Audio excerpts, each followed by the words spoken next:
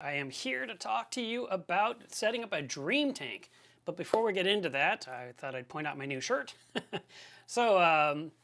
The people at I'm a Reefer print shirts, and I sell those shirts on my website. And I said, hey, I need a shirt for Marcna.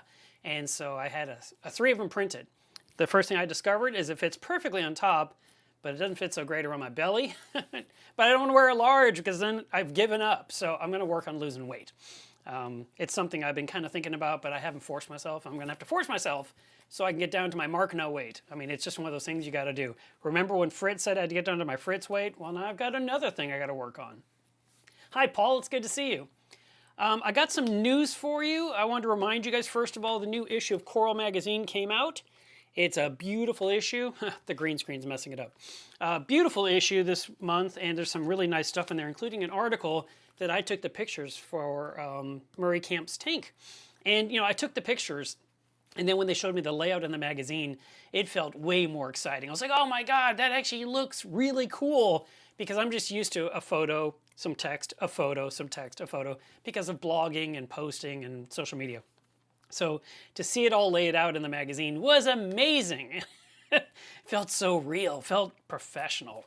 And it was really nice to be included in that process. So I want to remind you guys, if you are not a subscriber of Coral Magazine, you should be. I would love to see every saltwater hobbyist in the United States with an issue, you know, with a subscription. So if you haven't considered it, it's totally worth it. And I would suggest getting it now, because I have a feeling the price is going to go up a little bit more. Right now, I believe you can get a one-year subscription for 40 bucks. And I think the price will go up because, I mean, these are $10 each and there's 6 issues a year. So that's $60 in magazines for 40. And this is pretty much the leading information in every issue, with really in-depth articles that, you know, go on for pages and pages. You know, I was talking with Matt Peterson, who is the editor of the magazine, and he was saying to me that, you know, he has one author that will write like 7,000 words, you know. It just goes on and on. It becomes a 2-part series. That's a big deal. So this issue here, like I mentioned, is Murray's article. There's also one here about breeding Goniopora down here at the bottom. And it shows, I mean, I haven't had a chance to read it because I just barely got it. But there was this picture in here that caught my eye. I shared it on my Facebook. Right here. Hopefully this comes through. See all those little tiny babies all over the rock, just individual polyps? That's when you know you're having a successful broodstock, when you have babies appearing all over the rock and not just one coral getting bigger. So, get Coral Magazine. You should do it. And I have a feeling there's probably a link like coralmagazine.com/Milev, which just helps them know if I got them a subscription. It doesn't get me anything, but I'm promoting it because it's such a good magazine. It is the one thing that I actually do read, because there's not a lot of reading choices these days. You know, there's a few books on the market, and then there's all the books I have in my library, but this is something I think you should get. So there's my little plug for that. Also, I want to remind you, Reef Trace. I've been trying to remember to do that each week. Reef Trace is a great app you can use on your iPhone or on your Android. It keeps track of all your parameters. I am trying to work on videos to show how I use it, and that's coming very soon. I didn't have time this week. It's been one of those weeks, but I will do my best so I can kind of showcase it, and then you'll say, oh, I totally need that in my life. And it's super easy to use. It keeps track of everything in the cloud. If you replace phones, you don't lose your data. It's just there forever. And it's got some really cool features in there, but my favorite is the logging section, where I keep track of when I did each thing on my aquarium. And actually, I need to even step that up, because I do a lot of little things and I don't always put them in the app, but I love to be able to go back and say, when did I use Phosphator X last? Let me check. And so I can see it. Or when did I start using something brand new? And I can look it up. Or when did I start using this brand new piece of gear? And I can say, oh, I've been using this for 5 years. I mean, it's just nice to have that kind of information in the palm of your hand, and it's a great place to get it organized. Bennerif, as you know, is a food that I use a lot. This is the new packaging. So it's a new look. I don't have these yet in stock. This one was sent to me as a prototype, but these just came out like a week ago. And this is the food I use in my reef and in Caitlin's reef. And I'm using it in Caitlin's reef almost daily because of the new Gorgonian. And every time I see the polyps open, I mix up a 1/4 teaspoon in a little urine cup, specimen cup of tank water. I let it sit for 5 minutes to activate the bacteria, and I turn off the filter and I pour it in. And the corals are just, they're absorbing it because it's such small plankton-sized food. And it shows all the ingredients in here. And what I really like, doesn't affect nitrate, doesn't affect phosphate. It seems to make the glass stay clean longer, which is really cool. And not only do I like this, but look, it's now in pellet form. So you can get this in medium-sized pellets. These are 2.5 millimeters. You can use them to feed your fish, and you can feed your LPS corals. So this is something new. See, LPS right there on the front. This is Reef. So there's two different kinds. And I just ordered these to put in my shop, so I will have them probably the end of next week. And then if you want to order some from Milo's Reef, you definitely can. But I've already gotten to try it out because I was doing some beta testing with them. And it works. I'll tell you something nobody knows. Nobody knows. So this is a big reveal.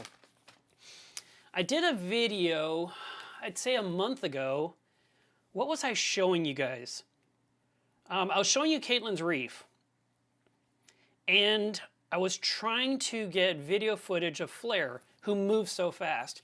And so I put in some of the Bennerif LPS and the Bennerif Reef pellets in there just to get that fish to stay still.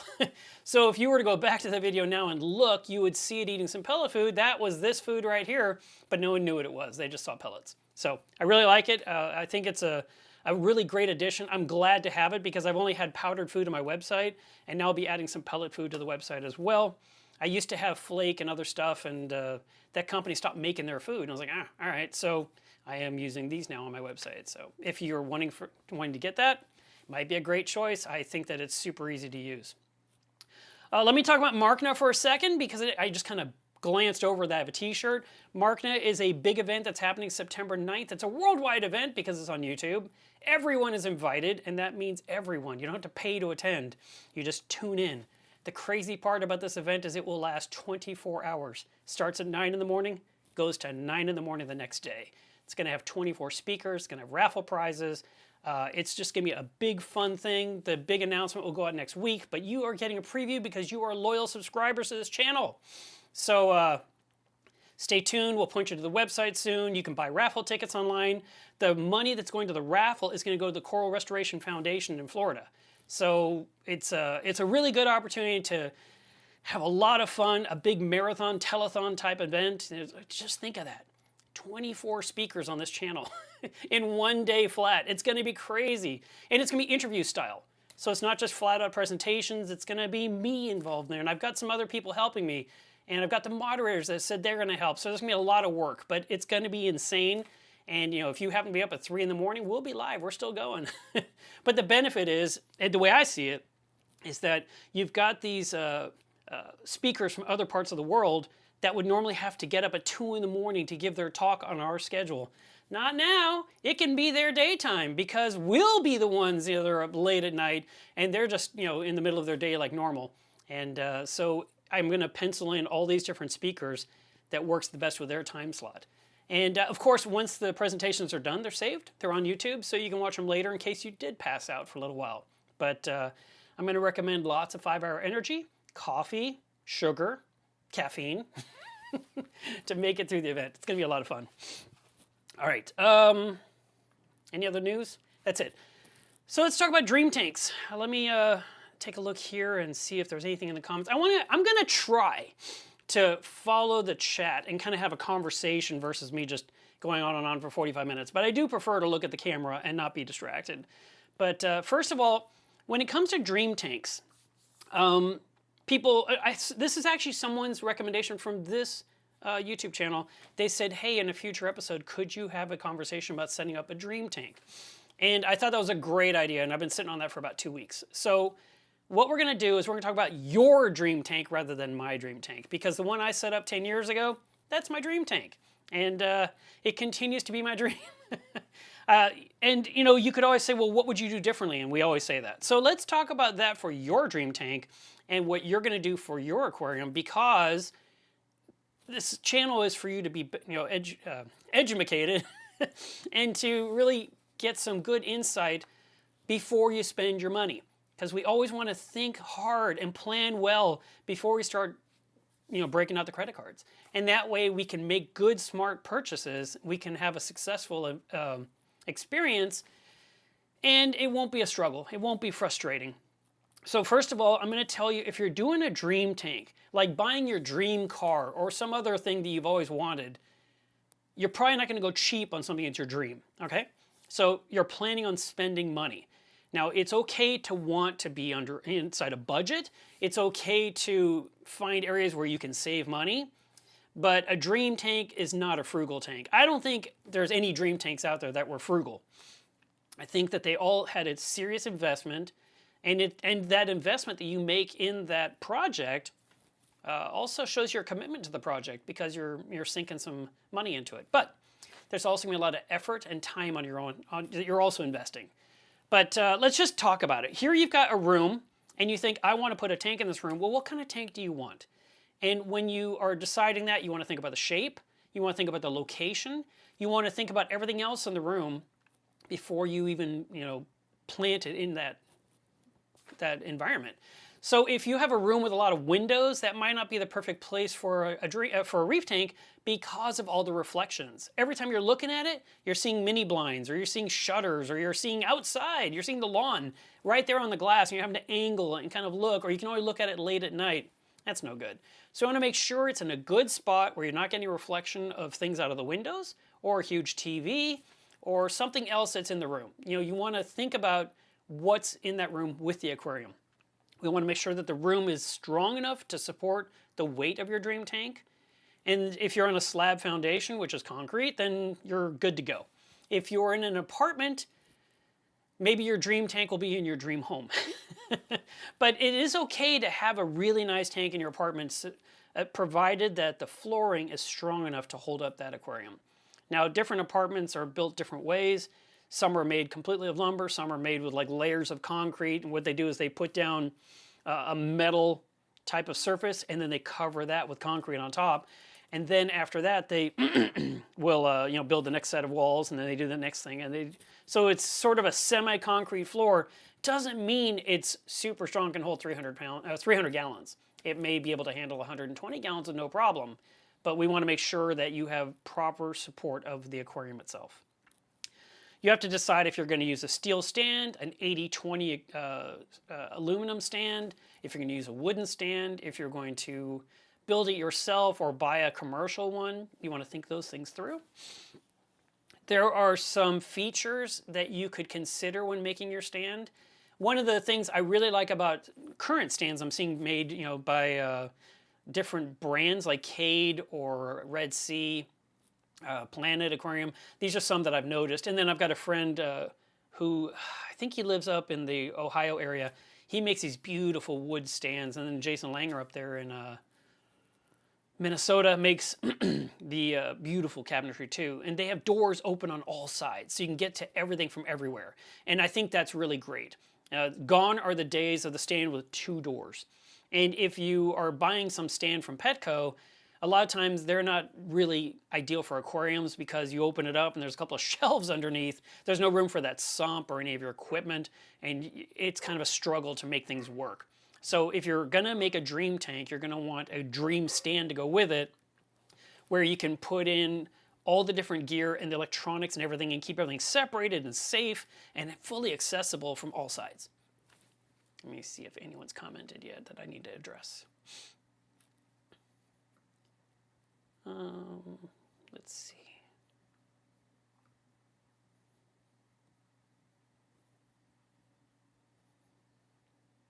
Yep, see, John Wright right there said, most of us are restricted to having our dream tank either in an apartment or financially, but working on a 3-foot one would be as good as I can get. See, so you have to work within the constraints of where you are. But you know what?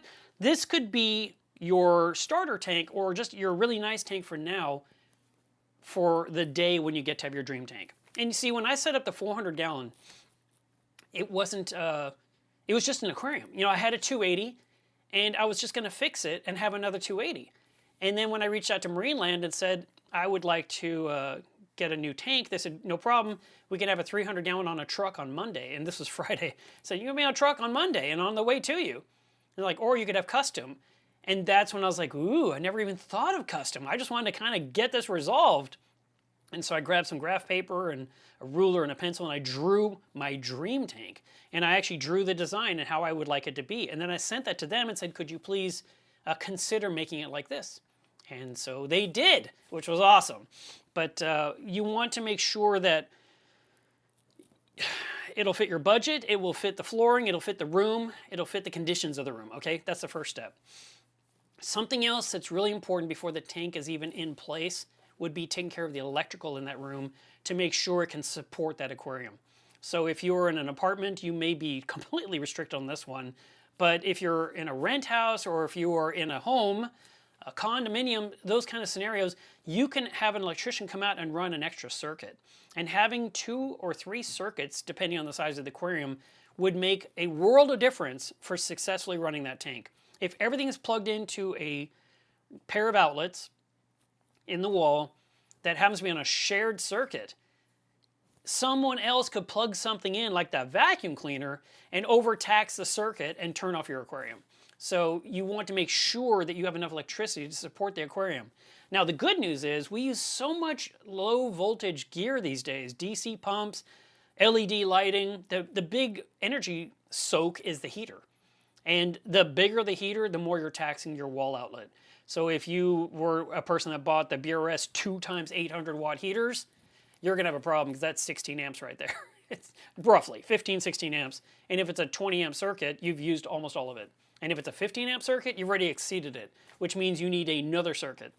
And the worst part is someone that has that probably plugged into a power strip with 6 other things or 5 other things and plug that in the wall and then plug something else in the wall that has 3 more outlets or 6 more outlets. I mean, we have 12 to 14 things to plug in under our aquariums, but we need to make sure there's enough power coming through the outlet in the wall. So if you can divide that across a couple of circuits, that would be wise. My fish room is, trying to remember, I haven't measured it in forever. I think it's 9 feet front to back and 12 feet long. And I put 6 circuits in there. And I did that because I wanted plugs all the way around the room. And you know what? Those plugs have worked so well for me. And when I did that plan, I did that back in 2010 to 2011 when I was remodeling the room to prepare it for the new tank. I put a circuit that's up high for all the lighting. I put a circuit in the corner for the water mix station. I put 3 circuits for the 400 gallon. I put another circuit near the frag tank. And so that has worked super well for me. And when I have a power outage, that whole sub panel goes straight to a generator and feeds all the outlets in that room.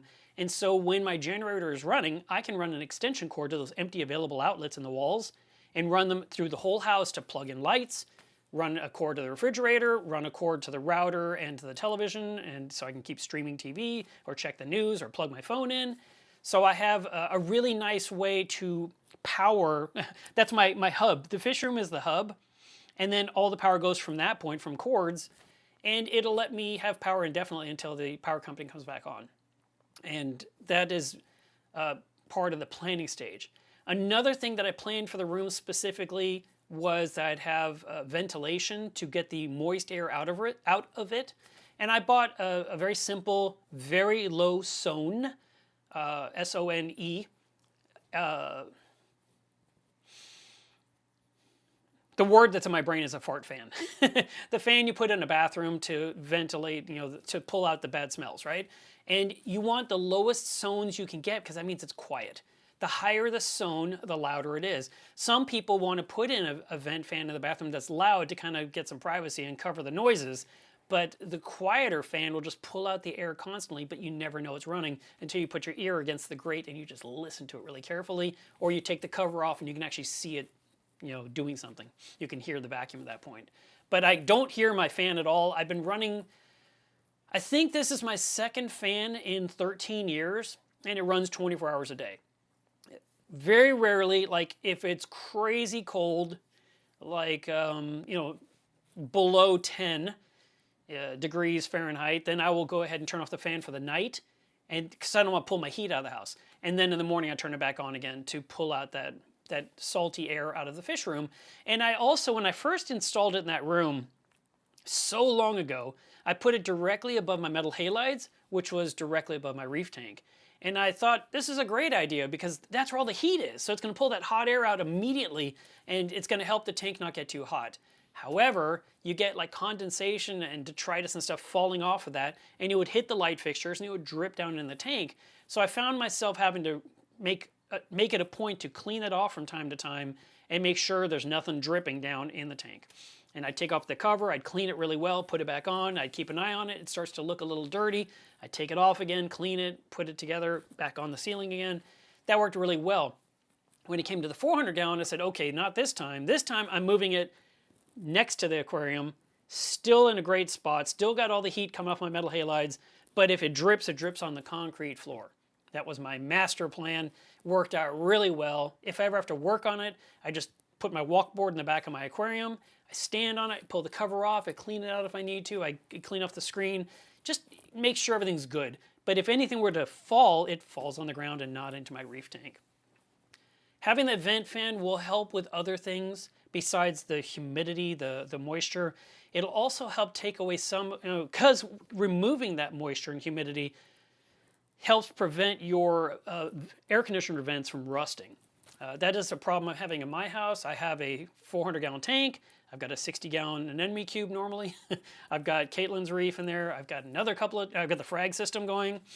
And this year, spoiler alert, I've got multiple tanks being set up. So I'm gonna have even more water in here, and I've watched the intake grate under the air conditioner system itself just turn to rust so many times. I mean, I've replaced it so many times. At this point, I'm just ready to make a new cover out of acrylic I can clean with a sponge that can't rust. And I run a dehumidifier in my home as well. If you wanted to set up a dream room with a dehumidifier built into the wall somehow, that would be awesome. Because the dehumidifier drains liquid into something, or you have to empty it like I do. I pull out a drawer and I dump it out and I put the drawer back in. But if you had one draining into a drain that's in the wall, that would be nice. And the dehumidifier also puts out heat. So if you're planning this, like if you're building your dream room for your dream tank, maybe you can plan a spot where the dehumidifier fits, or there's some kind of an in-wall option you can buy that has a drain going into a floor drain, and it's got a vent to take the vent and up the attic and out through the roof. These would be the kind of things I would think about doing. So you're pulling out air and you're running dehumidification. Those two combined will do a really good service for the longevity of your aquarium and the room itself, the environment of the room. So we want to make sure that we're staying on top of that. And finally, a dream room around an aquarium, if you're able to do it, and not very many people are. I mean, let's just be frank. It's very rarely this is considered, but if you have a floor drain, that would be fantastic. Now, when I built my room, 13 years ago, and I was pouring the concrete myself, I thought, I'm gonna put in a French drain. And I put this big long drain down the middle. And all I did was I took a PVC pipe that was probably 3 inches wide, I guess, and I cut it in half. So, you've got a round pipe, I sliced it in half, the full length, and I pressed in the half into the concrete. And I found these grates at Home Depot that fit perfectly, like snapped on half a pipe. It was unbelievable. I was just like, ooh, this would be cool. And I pressed it, I was like, wow, it's just like they were made by Legos. It was really impressive. And so I put my pipe into the wet concrete, I put the grates on top, and as I was trying to smooth it, the stupid thing kept bubbling up because it was light, it floated. And so I had to walk on my brand new system while the concrete was wet to press it into the mud. And then I put these big bricks on top of it to give it the weight so it would sit flat with all the concrete as I was screening it and trying to get it nice and smooth and straight. And that grate has been it's been great. It's been great. I love it, and for probably 10 years, I never once removed the covers. I was always worried that if I were to take the cover loose, pry it out from there, then at that point what might happen is maybe stepping on it, it would pop out, or I put a step ladder and put 1 foot on it, it would pop out. I was always afraid that I could get injured. So I left it embedded in the concrete from day one. And when I built this thing, I wrapped it with plastic, and then after the concrete was dry, I cut off the plastic to expose my beautiful series of grates in the floor. And it would take the water away, which is fantastic. So the water follows my pipe, it goes into some PVC and zigzags behind some equipment in my garage and goes out the wall and down the driveway. That is my emergency drain. It's not a drain going into the plumbing. When I've talked with plumbers, I had one plumber say he could drill down through the slab of my home and tie that floor drain into the actual sewer system. And first he wanted $1,500, and I thought, well, that's too much money. And then when I was getting all the foundation work done a couple of years ago during COVID, I said, well, how much would it be to put one more hole here for the plumber? And it was something like $4,000 or $5,000. Like, forget it. It's just not that critical to me. It's just a convenience, and I'm just going to keep using my little DIY solution. But if you're building a home from scratch, you could say, I'm going to have this as my room for my aquarium. All my equipment goes in there. I want floor drains. I want a sink. I want air ventilation. I want a dehumidifier. I want an air conditioner duct keeping cool air in there so I can be comfortable. You know, you can really deck out the room. You can add lighting, you know, all the things you need. Let's see if Jack is going to cooperate. Oh, did I say that? I meant Fritz. The height of your fish room, not so critical, but obviously a higher ceiling is nicer because it gives you room to get up on top of things without having to, you know, scrunch over on a stepladder. But my ceilings in my whole home are 8 feet high, so that is my limitation.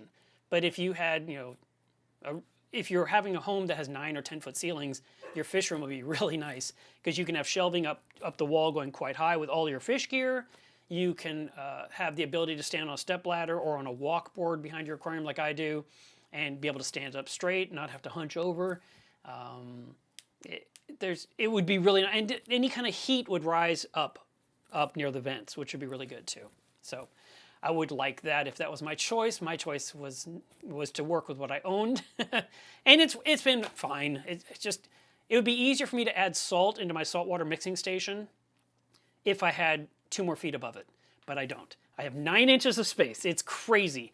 And for so long, I've taken a little 1-gallon bucket, filled it up with salt, walked up the ladder, and poured that in. Now that I switched to the Fritz salt, thank you, Fritz, they're in little bags that look like cylinders. I can just open it up. I can just pour in 4 bags. So easy. I love that. I was actually really glad because when I was picking up my salt, they said, well, what kind do you want? And I was like, do you have like bags in there? And I said, yeah, we do. And so I thought they'd be those long pillows like I've seen with every brand of salt in my life. And no, these are like cylinders, 4 cylinders in this box. And you might have saw it in the Fritz video. I was really impressed with it. I was like, oh, I love this. And it's so convenient and I don't mind it at all. And I use the entire box at a time too. So, you know, it's not like I'm going to use part of a bag, but I love that it's just something easy and compact. I can carry up the ladder and dump into my container. But if you're doing a dream room, think about how tall your water mixing station is going to be. If you have enough room for a water mixing station, which would be RO water and salt water, and drains and hoses and all the things associated, the pumps connected to it. Because if you've noticed some of the pictures people share online, they take up some space. And they'll put a couple of huge cylinders side by side.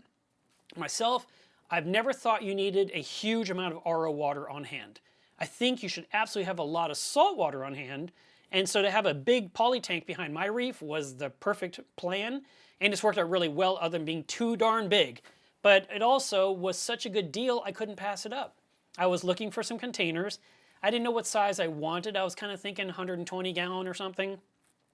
And one of the club members at DFW Mass said, why don't you check Craigslist? I said, I've never even thought about it.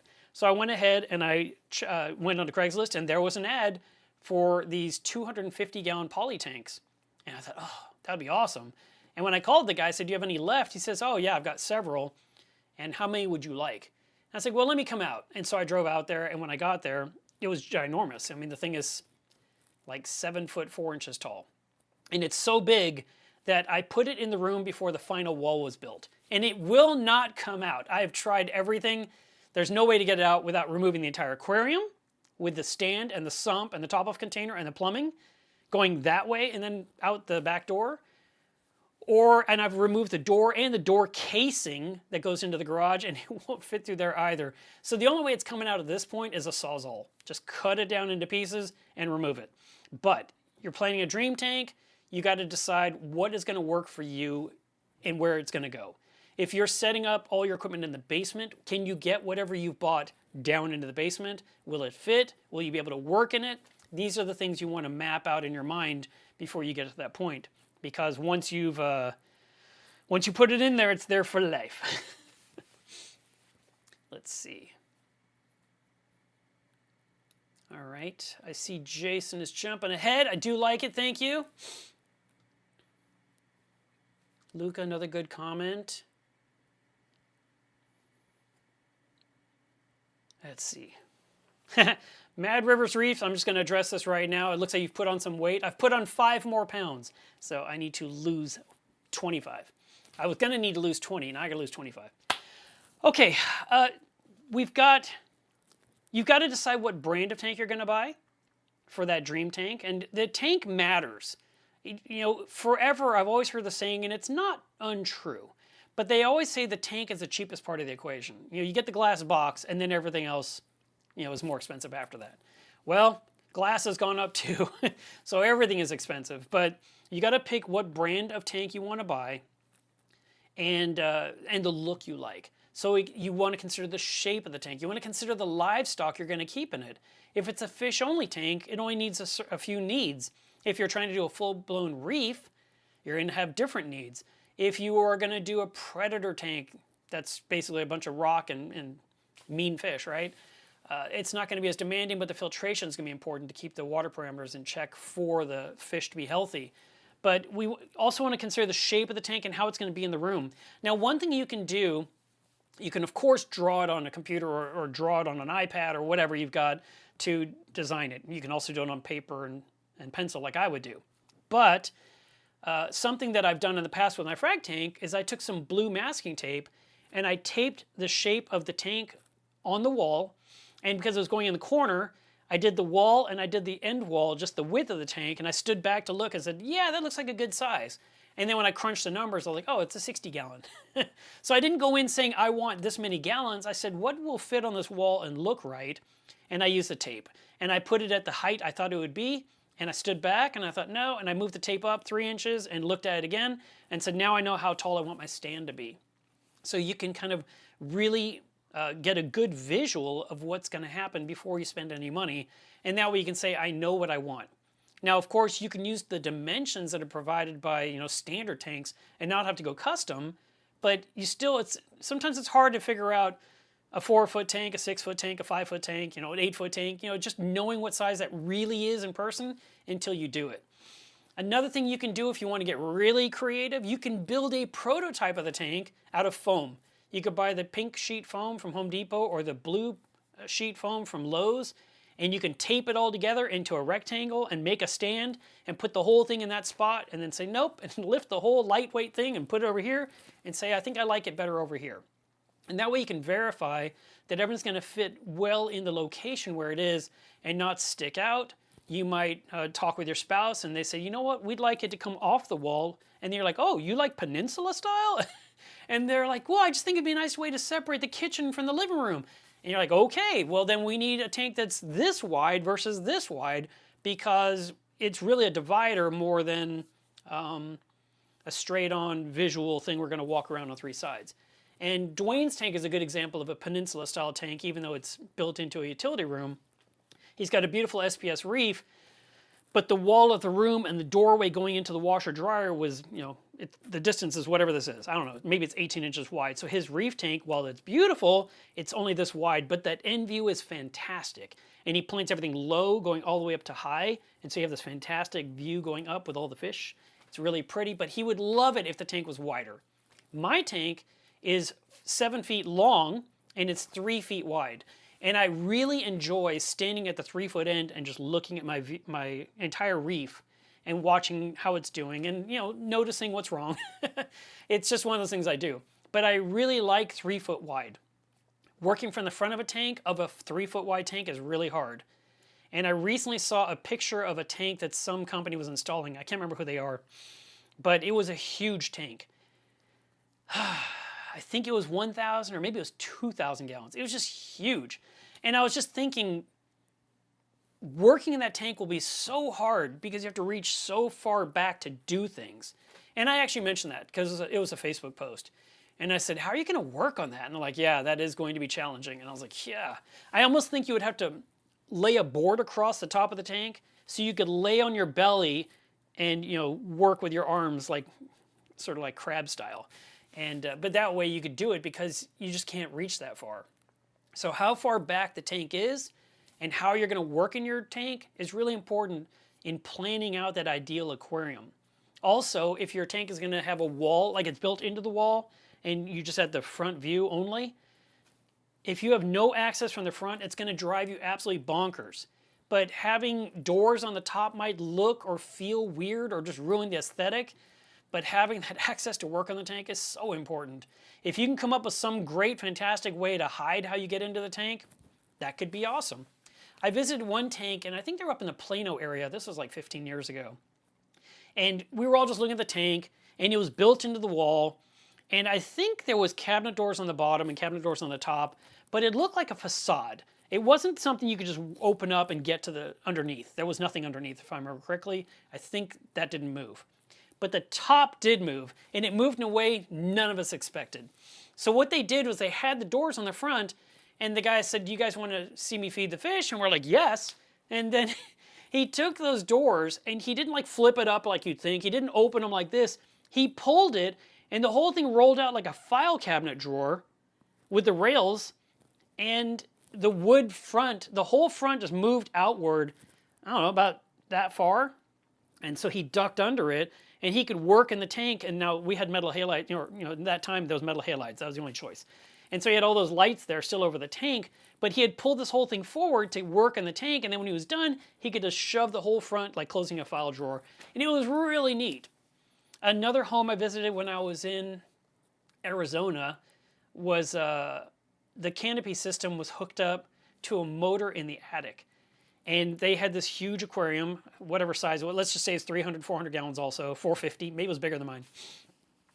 And the guy had got one of those scooters, like you see people using at Walmart or Target, for when you're overweight and you've got problems with your legs and you have to use a scooter to shop. He got one of those scooters. I don't know what they're called, but he got one, and he dragged the whole thing up into his attic. He wanted that motor mechanism. He wanted the battery system. He got the whole thing in there, and then he ran these cables through tiny holes in the sheetrock ceiling, and he could push a button, and he completely DIY'd this thing. I mean, it was so handmade, it was crazy. But he would do it, and then that motor in the attic would be winding up, and it would lift the entire canopy system straight up so he could work on the tank. Now, if I do a dream tank for myself, if I were to replace what I have now, I still have this insane notion, even though it's not really great for the shape of my living room and my home, but still like this idea, to have a tank that's on a 1-foot stand, and the tank is maybe 3 feet tall. Yeah, 36 inches tall. So that puts me at 4 feet. And I would have this very low to the ground, but when you're sitting, you could see the reef beautifully. And when you walk up, you would see the reef from above without having to get on a ladder or on a chair or anything. You could just walk up and look straight down at your reef. You could clean the glass more easily because you're just leaning in and cleaning. And I just feel like if the tank is at the 4-foot height, the top of it, and you have an external drain, it will still drain into a sump. It just doesn't have to drain 5 feet down. It has to drain 1.5 feet down, whatever, 2 feet down. So if you could have that low reef, my thought would be that you have your lights suspended where they belong, but when you want to walk up to the tank and enjoy it from above, you hit a button on your controller, and the lights lift up higher than your eye line, and all the pumps in the tank stop briefly, so you have that lagoon look with no motion and no activity, and you can just really enjoy the tank. You can kill some Aptasia, you can remove that dead coral skeleton, and then after 10 minutes, it just comes back to life, and the lights go back into the normal position, and your flow resumes, and I think it'd just be awesome. And I think that would be my next insane, different tank. And I just think it'd be great. But most people are not going to want to do something like that. They want something else. I prefer a tank that you walk up to and don't have to bend down to look inside. So a lot of times, back in the day especially, when you bought an aquarium, they had a short stand, and it was so short you could barely get the sump in there. And once you got the sump in, you definitely couldn't get the skimmer in there. So you had to put the skimmer in the sump and then push the sump into the stand, and that was it for the life of the skimmer, unless you want to remove all the plumbing and get the sump out completely. So you have to really consider all these different things when you're planning it out. And when I planned my tank out, my 400, I planned the steel stand, and I debated like crazy the height of the steel stand. And I was debating between 41 inches tall and 38 inches tall. And I had to get it just right because I was limited to an 8-foot ceiling. And I had to have the stand. I had to have the aquarium on the stand on top of plywood, which is another 3/4 of an inch. Then I had to have distance between the tank and the metal halides. Then I had to have the room for the metal halide frame, which was like 12 inches tall. And it had a little bit of clearance so it wasn't just cooking the sheetrock and burning, the heat, just burning a hole into the sheetrock. So every inch mattered on that one. And the stand I designed came out perfectly. And I remember I told the welder, I said, hey, I think I want it 40 inches tall. And then I thought, oh, you know what? I could take the sump and I could put it inside the stand. Like, a steel stand has legs and it has a rail usually all the way around to keep it all square. But that center part is hollow. And I thought instead of putting a board on top of the hollow area and then setting the sump on that and having to support the board properly, what if I put the sump in the hole? That gains me 2 more inches. And it actually gains me 2 3/4 inches. So that lowered the sump, which gave me plenty of clearance for the skimmer, algae turf scrubber, Claricy, all the things we want to put in there. You can reach in, you can work, you're not, in a cramped condition. I also wanted my stand to have full access from all 4 sides, 360 degrees. I didn't want a leg in the middle. I hated that. And I told him, I said, look, I want a steel stand so strong, it doesn't need a center leg. And he says, no problem. I'll make you an I-beam that is 3 inches tall all the way across by 2 inches wide out of 1/4 inch steel. And I said, okay, sounds great. And then when he delivered this thing, it weighed so much it took 4 people to carry it. It was so heavy. And I looked at it and the first thing I saw was I didn't have my huge I-beam that I demanded. And I said to him, where is it? And why didn't you use it like you told me you would? And he said, you don't need it. And I was like, okay. But when I realized how heavy this thing was, how impossibly, it was so dense, I was like, he must know. Anyway, I've had the same stand for 13 years, and there is no sign of any issue whatsoever. So he was right. And that's nice. It's great. But I love the I-beam idea. So if you're trying to do a stand and you want to have no leg in the middle, consider going with a better support across the full length of your tank, front and back. And then the ends don't need to have that I-beam because it's a shorter distance. But yeah, think of the structural needs of your aquarium. Lots of people overbuild their stuff, including myself. Back when I set up the 280 back in 2004, I wanted to have a platform that was in the wall. And like Dwayne, I was limited to a door that was coming from my kitchen into the garage. So I had, whatever that was, maybe 28 inches, but my tank was 30. So I said, all right, I'm going to make a platform that will hang off the wall 2 extra inches. Just this weird offset. And then I put my sheet of foam on top and we put the tank on it and it was perfect.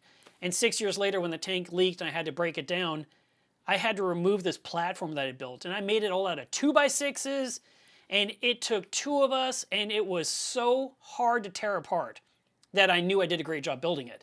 Because my son and I were, with pry bars and hammers, my son was a little overly excited about the demolition phase. And he was doing all these funny photos with me where he would hold the tools over his head and did a jump through the air like he's doing a ninja move. It was pretty funny. But then when it came to hammering and trying to pull the nails and get it apart, it was impossible. I built it that well. I built it to handle a tornado. And yeah, it should have, it could have been there to this day, to be honest, if I'd gone with the 280. I wouldn't have to change anything. But because I was upgrading to a bigger tank, it had to go, and I tore it all out. So when you're building a stand, yourself with lumber, you want to make sure that it's nice and strong. But a lot of people super build their stands with 2x4s because it's available at Home Depot and it's logical. But they're so beefy, you could put a car on it. It's so strong that it's overkill.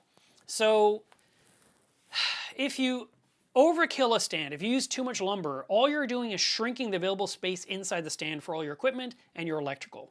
So keep that in mind. One of the things that I like to recommend to people when you're building a stand for your aquarium is maybe make the stand bigger than the aquarium. Make it so there's a 6-inch end, a 6-inch front, and a 6-inch end. Just a nice shelf wrapping your tank. You are going to love that shelf. That shelf is so useful. And it creates all that extra space under the tank to put a really big sump and a big top-off container. So make the stand larger, and then when you want to put down a test kit, you want to put down cleaning tools and fragging tools, you just want to put down a beer or a cup of coffee, or you want to put your feet up on it, you can because you have this nice shelf. And you know what? When you got to work in your tank, you can kneel on it, you can stand on it. I mean, it's really nice. So plan that ahead. With my tank, as I told you, the 280, there was this weird 2-inch offset. And one day I said, okay, I'm going to do woodwork. I'm the worst about woodwork. You know, I just never get around to it. It's never critical to me. I like access to the aquarium, number one, and the industrial look doesn't offend me at all. But to the general populace, everyone hates it. They all want it to be all wrapped in wood, so I understand. And my tank is about to turn 10 years old, and this year I'm going to do woodwork around it. It's hilarious. But when I had to do the 280, I wanted to have a shelf that stuck out, and I wanted it to be about 4 inches wide with some crown molding underneath, and I was going to have a I don't know what to call it, an end piece that went floor to the top, and then another one on the other side went floor to the top, and you could take the cover off, and inside it had little shelves, because I was thinking I'd put things in there, but then I never did. I'd have to remove the entire cover to get to those things, and I just didn't need test kits and things hidden in there. But it was a great place to hide the tall Kent scrapers, or to run some wires down to go somewhere that had to be plugged in. That was a nice facade. But before I built it out of wood, I wanted to make sure I was going to like it. So I got that pink foam from Home Depot, and I cut out all the pieces, and I taped it all together around the tank. And I said, you know, I think I can live with this. And I made my little 4-inch shelf that went around the tank on two sides, you know, the front and the side. Just like this tank, it would be the same principle. And it had the crown molding underneath, and I put some nice PM molding around the front to make it look nice. And the funny thing is, even though there was so little surface area to stand on, you know, I told you it's 4 inches wide, but it was nailed into there was a flat piece of 3/4 inch that was against the wall. Or, I'm sorry, against the that super platform I built. So I have this piece, then I put my 4-inch on top, and I nailed into that flat board. So here's your board, and here's your shelf on top. This is the part that's nailed right here. I would stand on my tippy toes right here on this area. I couldn't stand here because it would, but I could stand here. And so there was so many times where I had to work on my tank, and I'd have my ladder nearby, and I would put my tippy toes on that edge as close to the tank as possible. I'd be reaching in to get those snails out that were empty, or I was taking out something, or I was scrubbing something clean, and I would just stand on that thing. So if you have a nice support system around your tank, it'll make it so much easier to work in it. And let's talk about the walkboard too. You know, so that was the 280. When the 280 went away and I designed the steel stand, I said I want a walkboard that I can put in the front of the tank, and when I'm done, I want to take it out, I want to walk to the back of the tank, and I want to shove it in the back. And the welder said, yeah, no problem, I can do that. And he did. And he made me this nice walkboard. He showed up with a stand. Like I said, it was super heavy. And he showed me how the walkboard worked. But he said, I have some bad news. When I built it, it worked perfectly. But when I powder coated it, the thickness of the paint made it really hard to insert and remove. And I said, you know, I mean, what am I going to do? I can just say thanks. You know, I was a little disappointed because that is kind of a frustrating thing, because it's something you want to remove, and you had to work it out like an inch and an inch and an inch and an inch to get it kind of out. And when I had to put it back in, I had to be careful because you didn't want to like slam it into the tank, because that clanging sound can shock the fish. And you'll see the fish literally respond to, what the heck was that? So I would work it in carefully from each end until it was all the way in. It was nice and safe and secure, but it was super strong. And you know, 2 people could stand on it with bags of sand or bags of salt or whatever it is I had to do. Super strong, fantastic. But then I had to pry it out. It was really difficult to get out to put on the back side. So that's why usually the walkboard is on the front of my tank all the time, just for simplicity's sake, because the hassle factor. But I had another welder who came to visit who's a club member, and he said, Mark, I can weld you a brand new one that goes in super easy. I was like, oh, that'd be fantastic. And he says, can I just take yours? And you know, I'll mimic it. And I think, yeah, you can do that. And boy, he had that thing for, I don't know, maybe 10 days, and I missed it for like 6 days. I just wished I had my walkboard. I was like, oh my God, when is it coming back, you know? And then when he showed up, he came back with this super beefy walkboard that was probably a third heavier than my previous one. I mean, it's so strong, but it's so heavy. And he said, well, you know, the lumber was heavy, the steel is strong. I'm like, ugh. And I'm back to the point where I kind of want two, one on the back and one on the front, where I just put them in forever. But it's great. It's just, it sucks because it's so heavy. So my friend Ryan, who has a 1,000-gallon reef, he loved the walkboard idea. And I even told him, put holes in the front of your tank. And then he had this beautiful rock work that covers the wall. It's just really nice. And then where the walkboard would slide in, he had them fabricate a piece of metal that would fit in with like a flat piece. And then he put more of that rock on the front, so it's a rock facade, and he would just go into those two spots and it would just look like rock.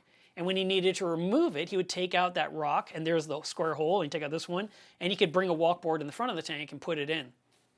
So he was on the right process, and you know, could do that, but he never does that. He never works from the front like that, like I do.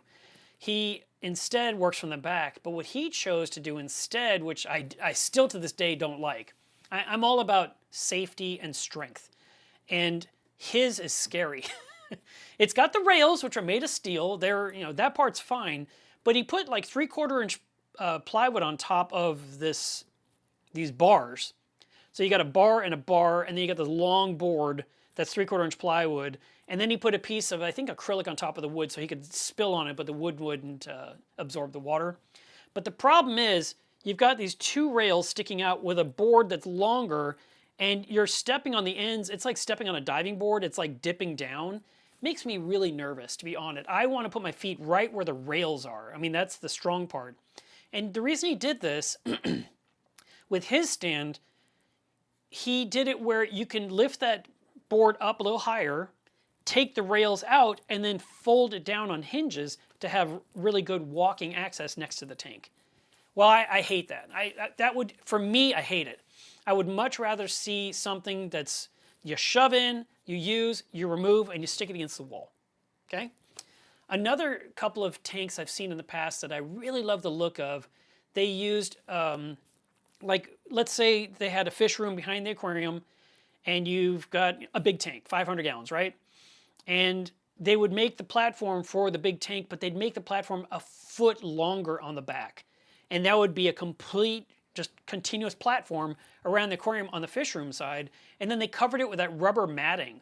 So that way it was completely water immune and could handle and be comfortable on you, so you're not tiring out your feet. And you could walk all around the tank, which, plus the higher ceilings, super easy to use. And you'd have some steps going up, also covered in that rubber, and you just work your way up to this nice walk around. Another system I've seen some people use, they use FRP, which is a type of, I'm going to call it plastic. I don't know. I think it's a composite, actually. And it kind of looks like egg crate on steroids. And it's about this tall, and it's got these huge, like, I don't know, each square is like 2 inches. And it's expensive. And you put this FRP on the back of your tank, and you can walk on that, and it's super rough. It actually hurts. If you put your hand on it, you can kind of get scratches or cuts or whatever. But it's great because it's so rough, you have good traction, and you can stomp around on it. And some places I've been, they have the FRP directly on the floor, so that way, if there's any water from like washing filter socks or whatever all over in the fish room, the water's under the FRP and you're walking on dry. Now, the downside of having something like FRP on your flooring in your fish room would be that if a fish jumped or you dropped snails, they fall right through the holes and they're underneath, and you're having to like pick up panels to rescue livestock. So keep that one in mind. You want to make sure that you can, get access underneath it. It should not be in a permanent installation to where you can't lift it and clean underneath. So those are just some thoughts that come in handy. Something else I did in my room that I love to this day, and when people come over, they always love it as well. They're like, oh, that's so cool. When I made my light rack system over my aquarium, I designed it for the metal halides, and each pendant was 20 pounds, and that's that's heavy. So you got this big this big metal bowl made of aluminum with a shell around it, and there was a sheet of Starfire glass, and inside was a metal halide. That thing was 20 pounds. And then I had the ballast, which I don't know what those things weighed, but they had to be like, I don't know, 8 pounds each or something. And I had 3 of them. So you got 60 pounds and you got 3 more ballasts. So let's just say they're another 27 pounds, it's like 90 pounds. And then the rack itself I made weighed like 10 or 12 pounds. It wasn't too bad. It was mostly made of aluminum. And I thought, okay, I want this rack to put all the stuff in. The lights are going to fit in there, and the ballasts are going to sit on top. It's going to be fantastic. And all my cords will go to my outlets up high in that high circuit I told you about earlier. And I want to make this rack roll. And I ordered some tracks from a company where you mount them into the studs of the ceiling. And I got these rollers, and I ran threaded rod down. I drilled holes in my frame, and I put the frame into place, and I put a nut on the top and bottom, so that way if you hit it with your shoulder or your elbow or something, it wouldn't lift the rack up the rod and then come slamming down again. I wanted it to be where you hit it, and it just kind of vibrated, but it wouldn't just like buck, because I didn't want things to fall off of it. So that rack is on the fish room ceiling 13 years later, and instead of metal halides, it's filled with the 3 sky fixtures. So now the rack that used to weigh about 100 pounds total that I had to roll back out of my way, now it weighs 25 pounds, 30 pounds? I mean, it's much lighter because the sky fixtures are 5 pounds each. Then they got the big Meanwell drivers. I've got some other power supplies for the Reef Brights. I have an energy bar from Neptune on top. And again, the threaded rods, it just works great. It's fantastic. And I am able to push the entire light rack back out of the way fully to where it's completely next to my aquarium. And when I want to work on it or change the lights or do anything, and if I want to drop a screw, it goes straight down on the floor. It does not fall in the tank. And when I'm trying to take pictures, I can just push the rack back, take pictures of the tank from above, and you'll get some nice shots of the corals, and then push it back. Or if I need to work in there, like when I did the reef reset and Dwayne comes here and helps me take out all these coral colonies, we just push the rack completely out of the way. It's behind the tank. We're on the front on the walkboard. We're working in the tank on both of us. It's just so convenient. So if you have a way to move your lighting out of your way, or if you can dream up a way, I would highly recommend it, because it's going to make your experience as a hobbyist so much more than when everything's fixed in place and can't be budged. Now, I didn't go into anything about automation and controllers, but we definitely want to talk about that.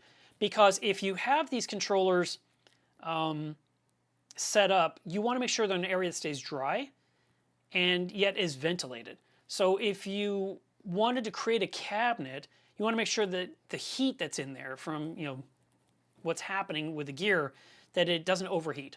But you also want to make sure that it doesn't get wet. So when I made my electrical section, I created this stand out of spare aluminum tubing that I purchased from EasyTube, and I made this frame, and I mounted my power strips in there. It was the DJ power strips with the 8 switches, and the cord to go into one of my circuits, and then another one into the other circuit, and I plugged in all my metal halides in the back of that thing, and I would just flip a light off by just hitting a switch. It was super convenient. On the top of the frame, I made an aluminum cover, an acrylic cover, of course. And that way, if water were to get there, it couldn't hit the electrical. It would hit that and roll off the sides and go to the floor. So think about where water is going to be, where water could fall down. Will it get into your equipment, your electrical equipment? Could it cause a short? Could it trip a breaker? Could it cause a fire? These are things you want to map out when you're designing everything. And then, of course, if you can do really nice cable management, it will look so good until the day you have to take it apart.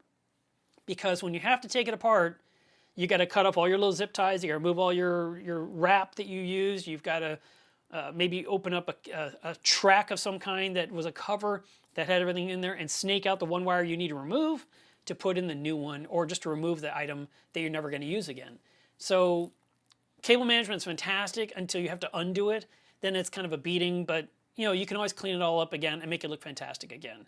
And when I went to visit a tank in Dallas a few months ago, I guess it was 6 months ago, he showed us his reef tank, and it was going through some dinoflagellate stuff.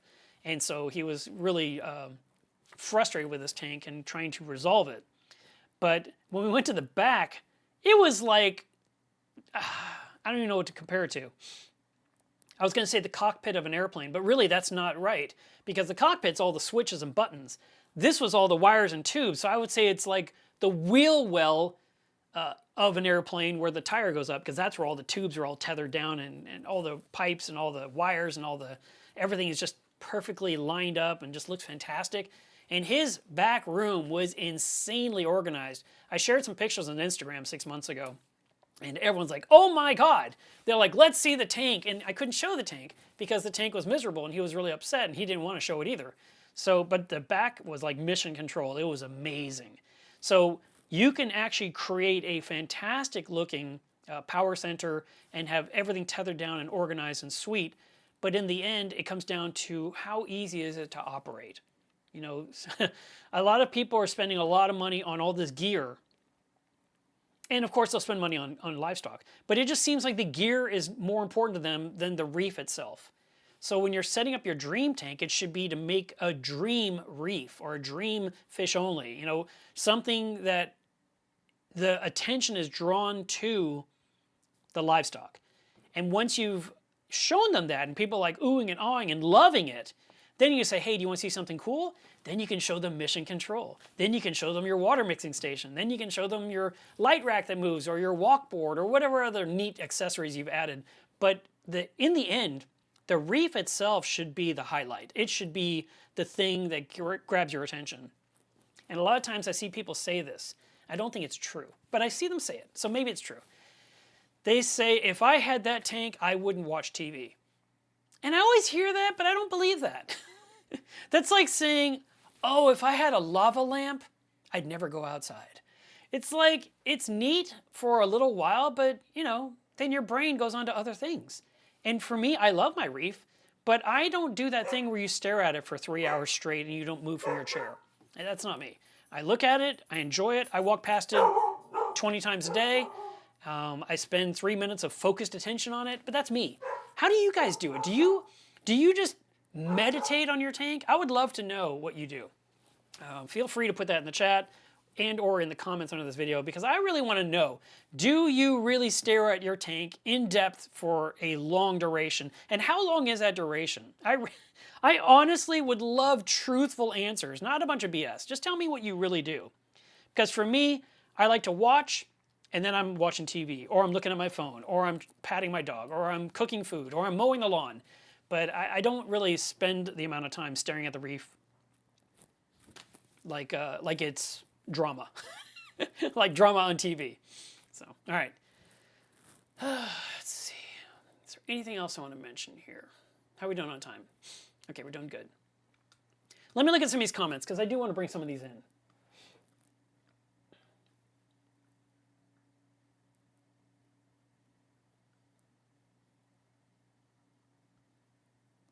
Lucas says, I'm pretty close to having a dream reef tank. For now, it's 15 months old, minimal maintenance, 150 gallon. Just need to get rid of the algae to get that under control. And yeah, once you get past those ugly phases, the tank can really start to blossom. And you know, I was looking at a picture of my reef from 1 year ago today, basically. And I was like, wow, I really should get a fresh picture to do side by side because it has changed dramatically from a year ago. And it's kind of fun to see that. But on the downside, if you're doing a really good job with your reef tank, things are growing really fast and things underneath are dying because they're in the shade. So there is kind of that tipping point where you actually have to go in there and kind of do some culling and clean up the scenarios so that you have good flow through the tank and you have good light penetration down to all your livestock. Let's see. Let's get into this. So Jason says one of the best things you can do for a dream tank is automate as much as possible so you can spend less time on the maintenance and more time just enjoying it. I agree. And Jason has I guess it's a basement, and it is filled with gear. It's crazy. And he's bought some things for me. And it looks really, really good. And he has, now it might have been Jason, it might have been somebody else. I forget who it is, but they had a kilowatt. You know, because I always look for the details. You know, when I'm looking at a picture, I zoom in on stuff. And the person had this really tall skimmer, and they had a kilowatt, and the skimmer pump was plugged into it. And what they would do is they would just leave it running all the time, and it would show the wattage being used. And the principle was that if the wattage increased and was pulling more power, it meant it was time to clean the pump because the skimmer wasn't, it was basically getting clogged up and less efficient. I thought, man, that's so brilliant. And you can do that with some other gear. You could probably do it with the hydros. I know you can do power monitoring with your Apex. And you could set up an alert that if a piece of gear uses too much wattage, send you a notification. So you could say, and that's what Apex Fusion does. You plug in the item and it has to run for a duration. It might be 2 days, might be 7 days. It's something like that. But after it's run this equipment for a duration, then you can go to the task list and you can select power monitoring, and it will say, okay, this piece of equipment has averaged 35 watts. So what kind of message do you want? And then you could say, if it's under 20 watts, send me a notification. If it's over 50 watts, send me a notification. And so the idea is that if it's under 20, it's turned off. It's not running. It sends you a notification saying this piece of equipment isn't running. And you're like, oh, let me plug that back in. Let me turn it back on. Or if it's higher, you're getting a notification and you're like, oh, I need to go check and see what's wrong with it. Now, if you're using something like a Vortec pump in that exact same scenario, you may have to do that task a few times or adjust your limits. Because, for example, with my Vortec pumps, I have it use Reef Trace, and I have it use, these are different modes it can be in. So I've got Lagoon mode, I've got Reef Trace mode, I've got nutrient export mode. So those different modes use different amounts of power. And Lagoon mode is obviously going to be really just gentle, low wattage. Reef Trace, it spikes up and comes down and spikes, but you basically say I want the pump to run around 70% or 75%. So it's bouncing around that area, so the wattage is kind of there. But when I set up power monitoring for my MP60 Vortex, I discovered that I was getting too many error notifications on wattage because Reef Trace was spiking. So I made it a little bit wider, and that way the notifications stopped. But for example, like I said, if I forgot to turn pumps back on after cleaning them, I would get a notification. I'd go over there and like hit the button, turn it back on. Glad I was reminded. So having power monitoring can be really useful to keep on top of your equipment and make sure it's working. But you could do something very manual like the kilowatt and plug something in and just kind of keep an eye on it and see what it does. And then check it periodically to see what you have to change.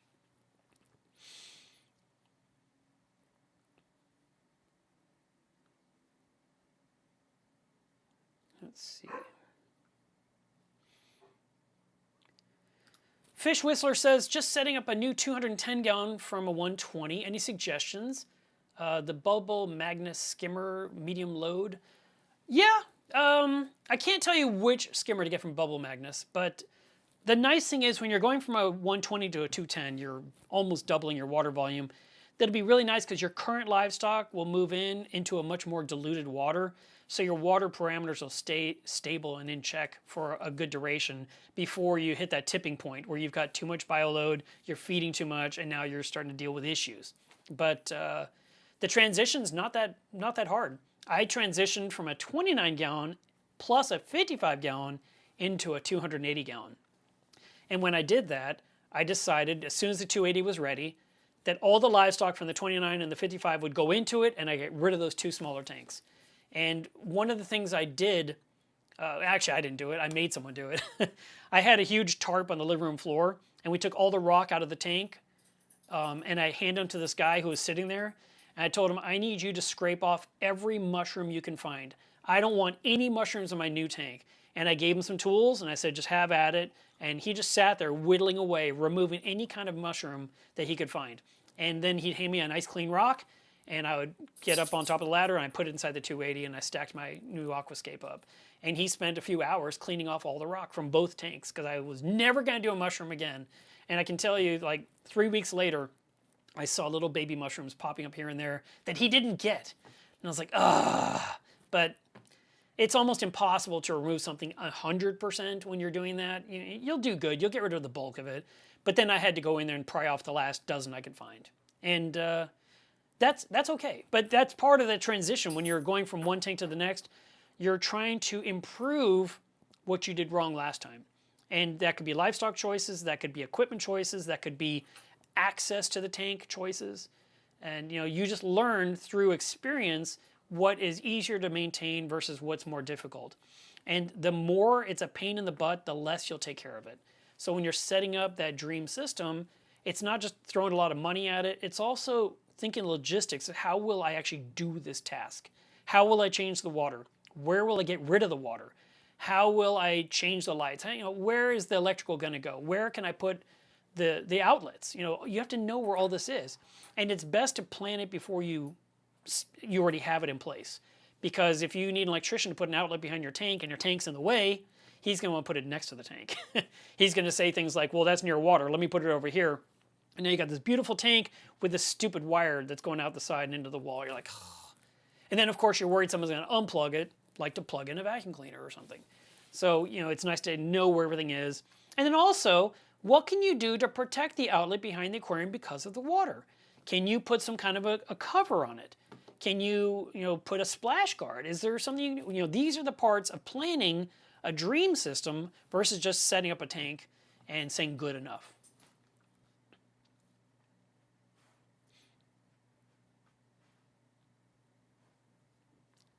Winterwater says the Slimer's going to pop out soon.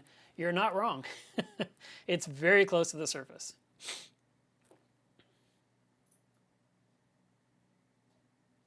Rather Be Traveling had a great idea for creating a prototype tank, built it out of PVC pipe. So that was really smart. And then you can also use that framework to plan your aquascape. I see a lot of people planning the aquascape, doing the rock work, and they'll take a big piece of cardboard and they put blue tape on it to represent the edges of the tank, and then they build their aquascape and they stack them and they take pictures and videos and ask everyone, what do you think? That's another nice thing you can do. I remember when Ryan was trying to help me with my aquascape, he came over and we were spending hours and hours on this tank. And he sat there on the living room floor again on top of a big sheet of foam, and he was building the aquascape and using some kind of mortar mix. And he spent so much time on it while myself and my friend Wes were doing other things. All right. And I remember when he was done, he's like, okay, Mark, here you go. And he tried to pick up the first piece and it just fell apart. And he was so, I guess the best, a better word than disappointed. He was, because he went to all that trouble and then it just wouldn't hold together. And he was like, oh. And he says, I got to go. I got to get home to my family. I was like, I understand. And I remember Wes and I just looked at each other because we were still in the middle of setting up this tank. And we'd been going at it for hours. We wanted to finish. And I just said, okay, let's just do this a different way. And we went into a process that I had using acrylic to support the entire rock work. And it was super painstakingly slow. And we both hated every minute of it, but it was working. And I created this grid on the bottom of the tank, the empty tank. So I had a glass tank, and I put a sheet of 3/8, and I put all these different acrylic rods on the sheet at very specific spots that match each rock where it was going to go. So my plan was that all the foundation rocks, the bottom rocks, would be sitting on 3 legs of acrylic, 1/2 inch and 3/8 acrylic. And so I had, I would drill holes in the bottom of the base rock, and it would sit on the tripod and just sit there locked in place. And once it was exactly right, then I said, okay, let's do the next rock. And we worked our way and did the whole thing until the foundation was completely built, and it took forever. I mean, it took much too long. It probably took 12, 14 hours to do this whole process. But you know what? That same acrylic support system is still in my 400 gallon, coming up on 10 years. My rock has never shifted, no matter what has happened in the tank. When flow suddenly changes and blows all the sand, the rock is going nowhere because of the acrylic support system that's holding it all up from below. The piers are there forever. And I hated every minute of it. And my back hurt, my neck hurt. Wes, I'm amazed Wes is still my friend. But it sucked. But it worked perfectly. And all these times I've gone in with Dwayne to rework the system, he's always said the same thing. It's like, there's no reason to change any of this rock. The rockscape is perfect. Let's just clean off this mess and get rid of this coral and cut this down to size and maybe add 1 rock here. It was about that. But the foundation has been forever. And if you can build that kind of a scenario for your tank, you get that longevity out of the system. And like Jason was saying, you can enjoy your tank instead of piddling around with it.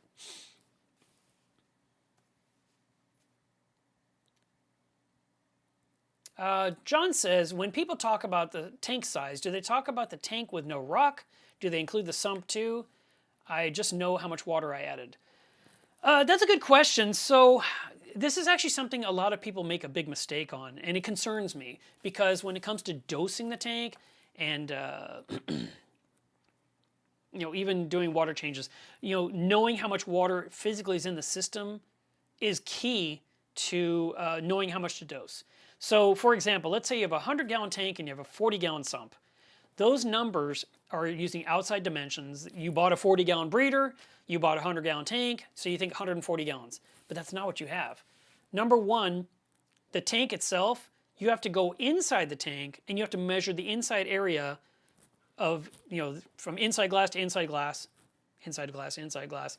And you need to measure the height because the tank might be 24 inches tall, but you might only have 20 inches of water in there. You might have 19 inches of water because the bottom is lifted up a little bit.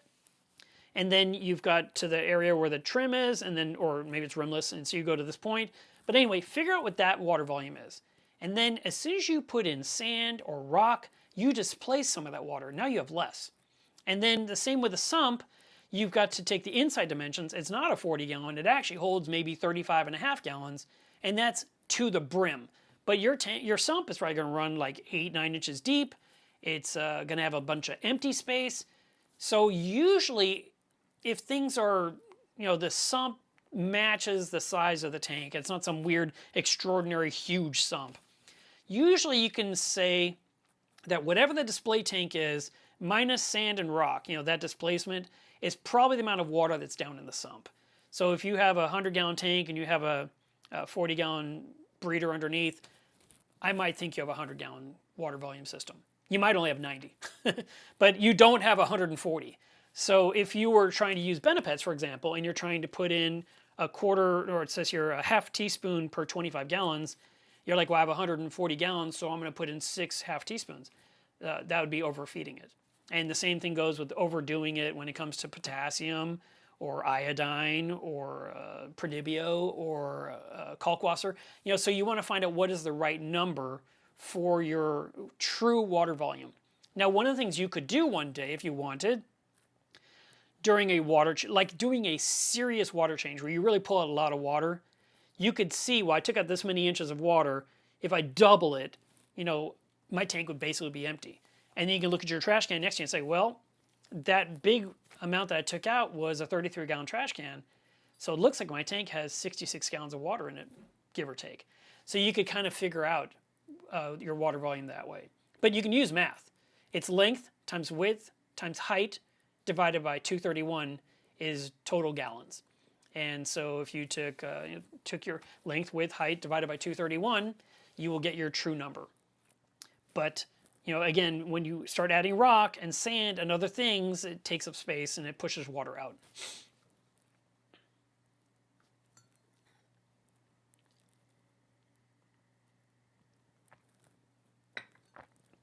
Dave says, do you have any plans for any more livestock, fish or inverts, to put in your tank? I keep thinking I'd like to put in a bunch of Anthias. And this would be very temporary, and so it's not really a very ethical choice, but putting in a bunch of chromis would look really cool too. But if I put in like 50 chromis, because it would look like confetti, I want to have 50 chromis from then on, I don't want to have 50 and now I have 36 and now I have 12 and now I have 2. So that's why you don't see me buying chromis. Plus chromis tend to, they seem to harbor disease more than other fish. It's sort of like the goldfish of the ocean, to me.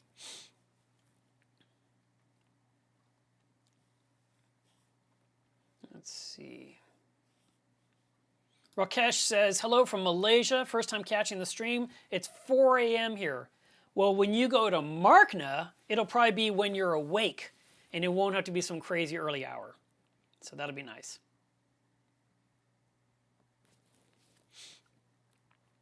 Let's see. G-Bear says, your hands keep disappearing. Yes, they do. I'm using a green screen here because I'm in my office. It's just nicer for me to set up each week, and until I can really lock in this green screen perfectly to where I can have the full span of my arms. I have no arms. It's funny.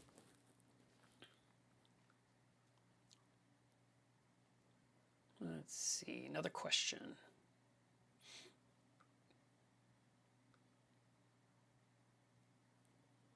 Oh, I see some answers. Diaz says, when I asked earlier, how long do you really look at your tank? Do you really stare at it? Said I like to passively watch it, and I watch it change over time. I don't spend my time watching it specifically. Michael says I enjoy my reef with coffee at 5 in the morning. Andrea says that she'll zone out with some coffee for a few minutes, but not much more because I have too much to do.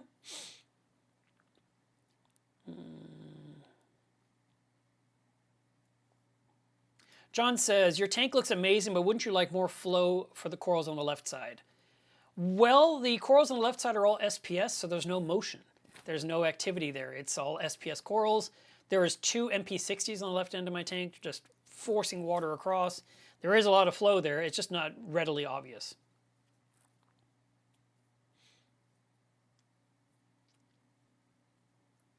Bob Purcell says, thoughts on all for reef. I'm new to reefing and I'm now just seeing parameters starting to drop week to week. I like the simplicity, but want to make sure it's not too simple.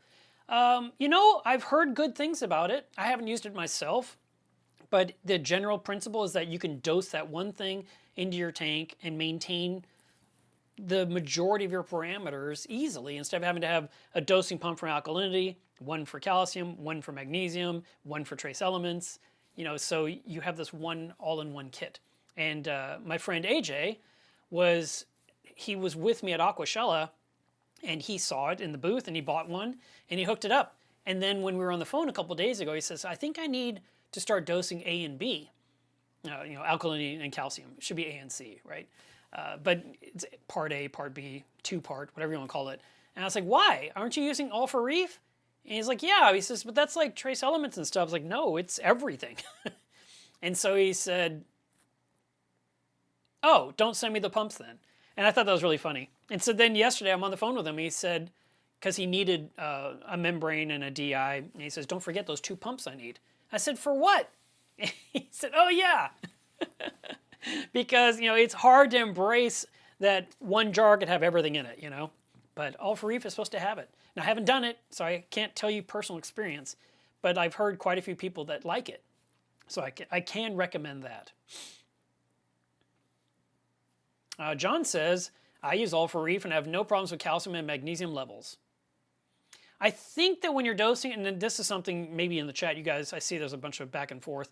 I believe when you're dosing all for reef, you're basically dosing it to a certain alkalinity level. So if you're able to keep your tank at 8.5, that's how much you're going to be dosing of the entire product. But don't quote me on that. I might have it wrong. Feel free to correct me if I am incorrect.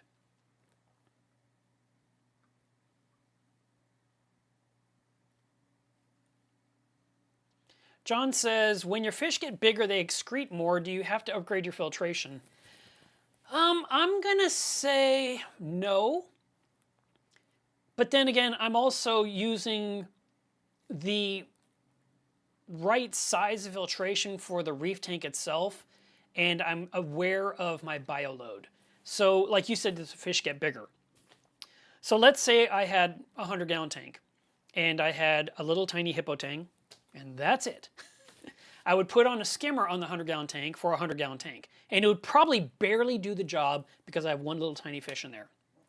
But once the fish is this long, and I'm putting in a half a sheet of nori every couple of days, the skimmer will start pulling out more waste. Still, it's 100 gallons. The occasional 25% water change shouldn't be a problem. However, if I suddenly said, it would be really cool to have 10 more tiny hippos in there. So now I got my 5-inch hippo, and I've got 10 tiny hippos. My skimmer is still skimming. I'm still putting in nori. They're eating it. And then the little tangs become a little bit bigger. I still got the big tang who's gotten even bigger in the meantime, and I've got my 10 little cute tangs that are still juveniles. Bioload still works. But if I were to have a full-size hippo tang, and then I had 10 more become full-size, I have 11 tangs in that tank. First of all, 100-gallon tank's not big enough. Number 2, filtration can't keep up. Number 3, the squabbling that would be happening would be insane, and it would be really hard to keep the peace in the tank because it's just overpopulated. So it really comes down to bioload versus the fish got bigger. I don't know, kind of goes hand in hand now that I really dwell on it. But You know, Spock has grown larger, but I bet if she was in the ocean, she'd probably double in size immediately.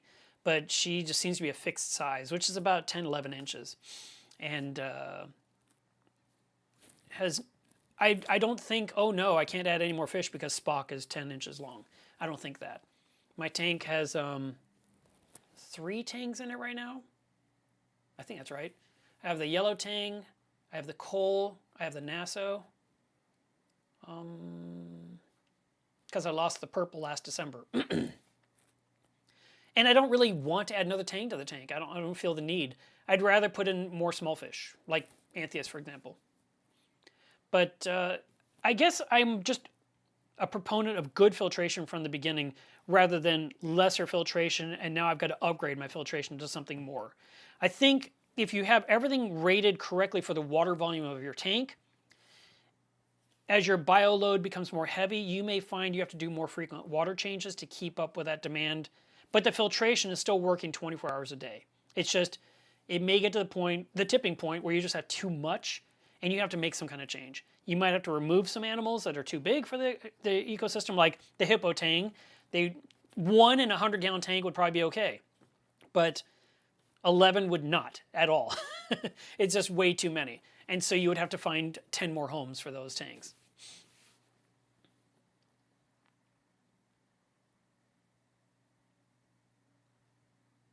Michael says, how would you do a tank upgrade if you wanted the new tank in the same place as the old one? It's hard. It's going to take all day long to do the basics. And the basics would be break down the tank, get all the livestock into some kind of a holding vat or multiple bins, hook up air pumps to everything or small power heads and small heaters in all the containers. Then you got to get the old tank and stand out of the way. You got to put the new one in place. You've got to get the sand in there, get the rock in there, get the water in there, get the circulation going, and move the livestock back into it. And you could do all of that on the first day, even without hooking up the plumbing to a sump beneath. I mean, that could actually wait till the next day. Just don't fill the tank all the way up to the point where it wants to overflow into the overflow box and go down. So if you did that, you would give yourself time to rest, and then the next day you could work on plumbing. And then that night, the plumbing's had enough time to cure because it's been 6, 7, 8 hours. And I know some people that glue and within 15 minutes they turn on the water, but I like to wait 6 or 7 hours before I turn on my pumps and let the water flow through the plumbing itself. Also, when you're setting up that brand new tank, it'd be really smart to go ahead and hook up some carbon in a reactor immediately to take out the toxins from the fresh glue from the plumbing work. And you use a half a cup of carbon per 50 gallons in a reactor. You set the flow to trickle, and you just let it do its thing. And that way, as the water and the solvents from the PVC glue have happened, the carbon is absorbing it, the protein skimmer is trying to remove it, and there you go. I mean, it's doable. It's just a lot of work. It's not anything you're going to knock out in a couple of hours. It's all day long. You might want help. You might want to invite a friend over, or you might want to ask your spouse to help, or you might want to ask your spouse to go away for the day.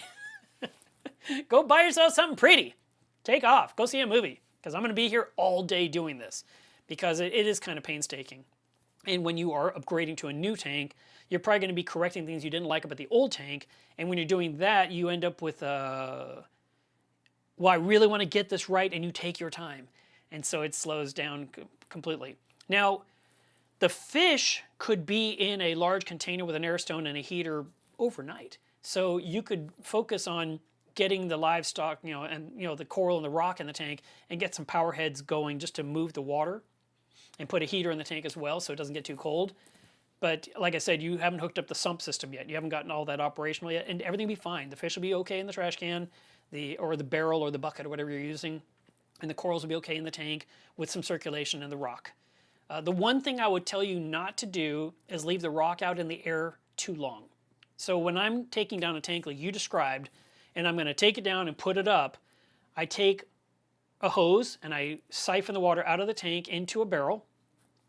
And as soon as I have like this much water, I take the top rocks out and I put them in the water so they're fully submerged. And then I siphon more water, and that might go into a bucket. And then I'll take some more rock and see if I can fit it in the first barrel.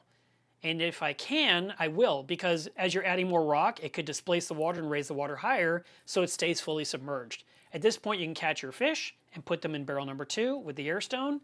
And then you can siphon more water out, which is now kind of cloudy because you're chasing fish with a net.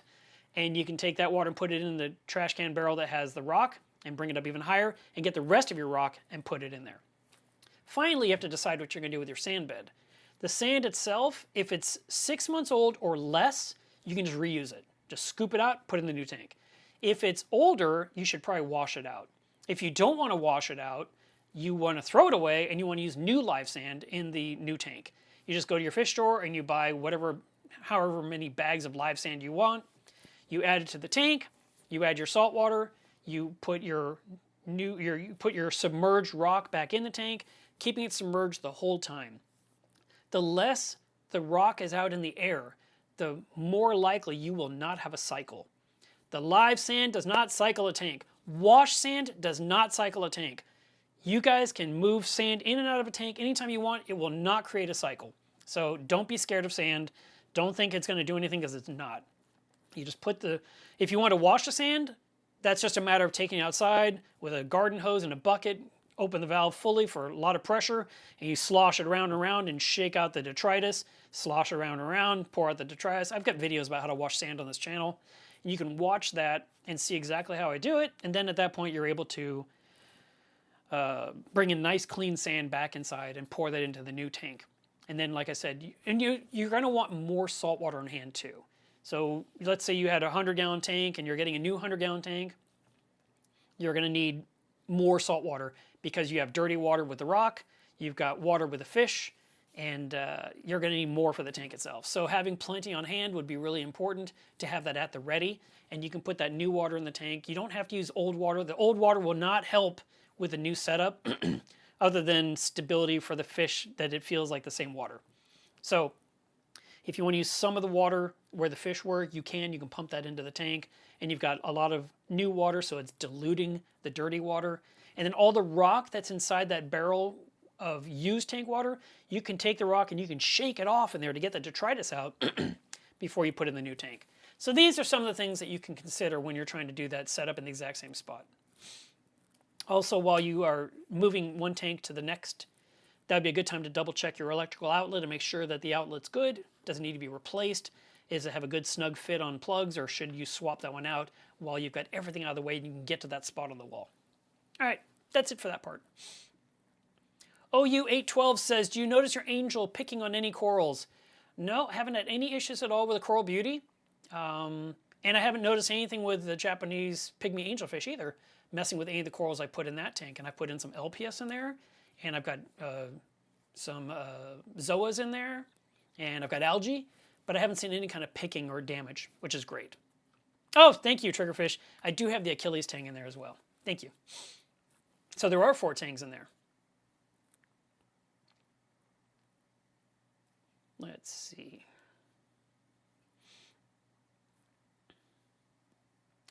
Chris says, I have a 20-gallon reef tank and my nitrates are getting high. How high? But my phosphates stay at unreadable levels. How can that be? I have a bit of dinos because of the low nutrients. Well, I don't know what fish you have, but you could try using nori, using more veggie-based food. I don't know if you're using flake food, pellet food, liquid food. I don't know what you're using. But you can also dose phosphate to the tank. You can buy Neophos. I sell that on my website. And bring the phosphate level up. And then you haven't said how bad your nitrates are, but a 50% water change, so changing 10 gallons of that 20-gallon tank will cut the nitrate in half immediately. So if you had nitrates of 50 and you did a 50% water change, they'd be 25. And if you did another 50% water change 2 days later, they'd be at 12.5. And if you did another 50% water change 2 days after that, they'd be at 6.25. So you could rapidly bring nitrates down by just doing multiple water changes every other day for 1 week.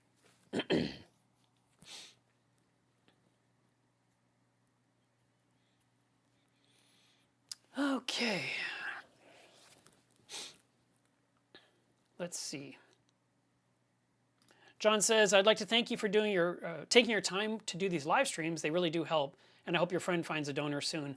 I hope so too. I saw Brett Raymer shared the video, which I thought was pretty huge.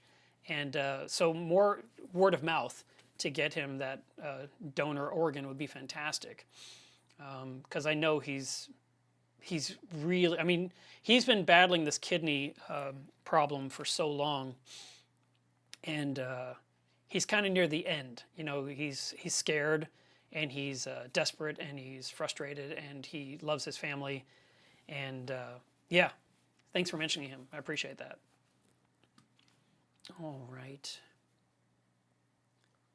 I think that's all of our questions for today. Oh, wait. John says, I'd really like to get a powder blue tang. What kind of prep should I do to get ready for it? Well, mentally, you need to get prepped for the thought that it is an ick magnet. The powder blue tang will just do like a porcupine and put out all the ick. And then 2 days later, no ick. And then it gets stressed, ick. And then it calms down, no ick. It's the weirdest thing. And I had one. I had it for many years, like 5 years. And it would just suddenly burst out covered in ick, but there wasn't ick on any other fish in the tank. And I was just like, what is with this dumb fish? Because I was thinking, if you have ick, everyone's got ick. And if everyone's got ick, I've got a big problem because I have all these fish in this giant reef. I can't possibly catch them all. But you can buy a powder blue tang. You can put it through a full 45-day quarantine period. You can do all the treatments that Humble Fish would recommend to eliminate ick completely. And put it in your aquarium, and it might still just look like it's covered in snow. And then, like I said, a day and a half later, it looks 100% healthy. It is one of the more frustrating fish to have, but it's so pretty. I did learn that my powder blue had an affinity for my leather corals and would bite the polyps off to where they just looked like blobs of leather. And when I lost that powder blue tang to a dumb accident where I killed the fish, my leather coral turned into this fantastically beautiful coral. It was insane. The coral just completely blossomed into something fantastic. I mean, I was sad that I lost the fish, but wow, what a difference it was for my tank. And I really appreciated what the leather became, because I grew that leather coral from a piece that tipped my pinky to something that filled a 33-gallon trash can. It was ginormous. It was easily 24 inches across, and it took 2 people to lift it out of the aquarium when the tank had to be broken down.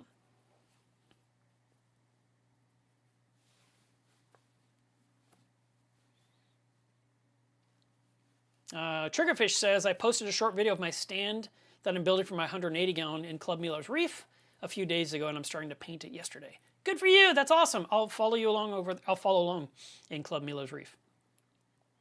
So Club Milo's Reef is a group that we have on Facebook. It's been running now for, I don't know, I think we're coming up on 4 years. Maybe this is our 5th year. I don't even know. Andrea knows. That group has coming up on 10,000 members, and it's all nice people. And if you have questions like you do here in the live chat, you don't get made fun of, you don't get insulted, you don't get put down. That's the point of the group. I wanted the group to be friendly, and I wanted it to be where you could be comfortable, where we could share ideas, where we could share successes, where we could get help with disasters. And that group's been doing really, really well. So if you aren't a member yet, it's facebook.com/group/Milo's Reef. And I personally add people in. We have moderators to make sure everything stays peaceful. And we've had to ban, like, I don't know, 3 people in 4 years. So it's everyone seems to understand. There's a rules video in Club Milo's Reef to explain how we do things there. It's 5 minutes long, and it's a video because I'm a video guy. So that's why you don't read the rules, you watch the rules. But the rules make total sense. And I think that that is why the group has been so successful and so friendly. And I've noticed that other Facebook groups have become friendlier, and I'd like to take credit for that. I would like to think people said, wow, if Club Milo's Reef can do it, we can do it too. That's my opinion. I could be a little bit biased on that one, but it's possible that maybe we inspired some other people to be nice too.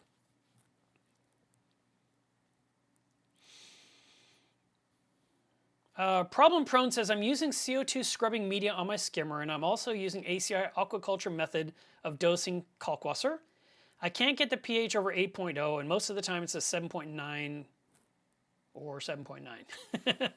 Any other advice? I would talk to Chris Meckley and see what he can talk you into.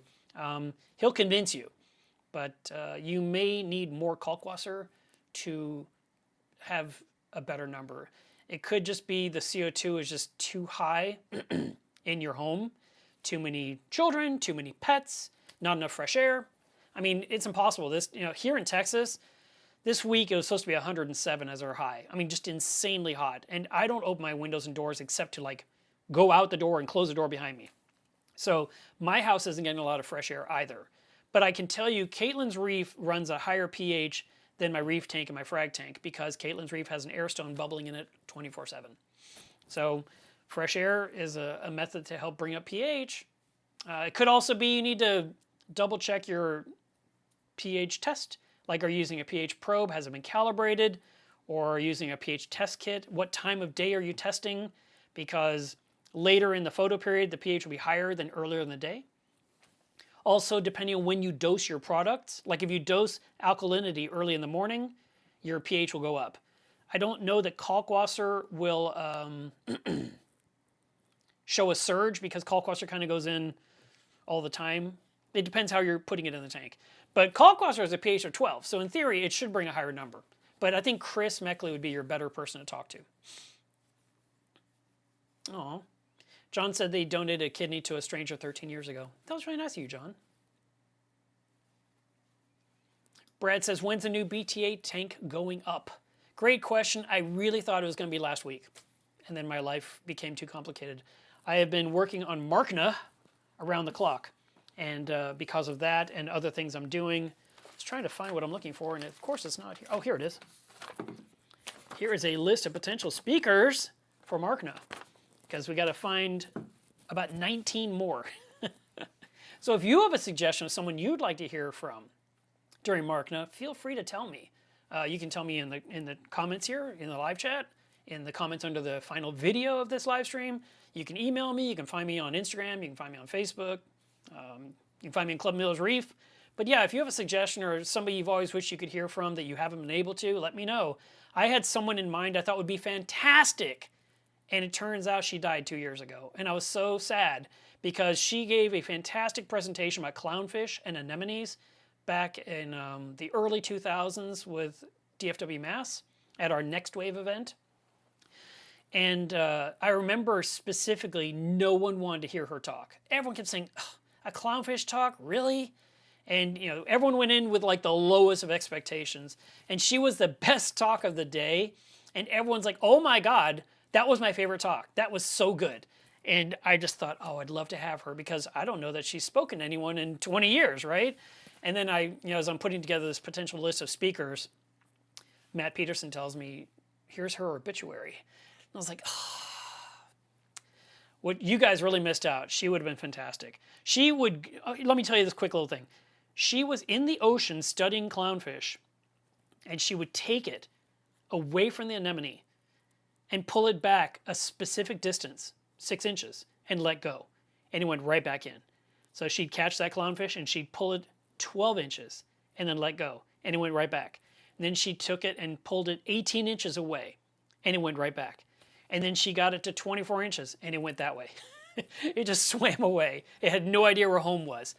And it was just stuff like that. She was studying how these animals interact. And we learned that certain animals, I think, so long ago, I thought she said parrotfish, but I could be wrong. Certain animals will eat anemones, but the clownfish defend it so voraciously, those predators go away. They're like, forget it, I'll go eat something else. And, we're all like, really? I didn't know that. And she also, this was around the time of Finding Nemo, and so she had something like the top 10 things that Finding Nemo got wrong when it comes to clownfish. And it was so interesting. And she wore clownfish earrings, and she was just super nice. So Daphne Fountain is her name. If you want to find some of her publications online, and read up more about her and some of the stuff she's taught, she's an expert in anemones, and she knows a lot. But we will not be able to have her as a speaker, unfortunately. Let's see. Hillbilly Reefer says, talking about your rock work and adjusting things, it's about time for a live streaming trimming of your corals. Lots of growth in there. So here's, I was talking with Dwayne, because as you know, I never want to do it by myself. I always make Dwayne come. It's just a thing. It's just our friendship. That's how we do it. I say, hey, I want to work on my tank. Will you fly here from Seattle? And he's like, sure. When do you want to do it? So anyway, talking to him yesterday, and he said that there's a possibility that he might fly here to be in person for Marcna, which would be awesome. And then we could play with a tank while he's here. So who knows? But for now, it's just preliminary thoughts. But we are something like 70 days from Marcna. It's coming fast, and every day counts. So, but yeah, my tank is going to need some pruning and trimming. I got to do some stuff in there myself currently right now. And I've just been not dreading it, just avoiding it. I got other stuff going on. So I will get to it when I can get to it. Oh, I see some suggestions. So New York Stilo, you'd recommend him as a person. I'm going to write that down. And then someone mentioned Amy, the eel lady. New York Stilo. Amy King. All right, let's see who else.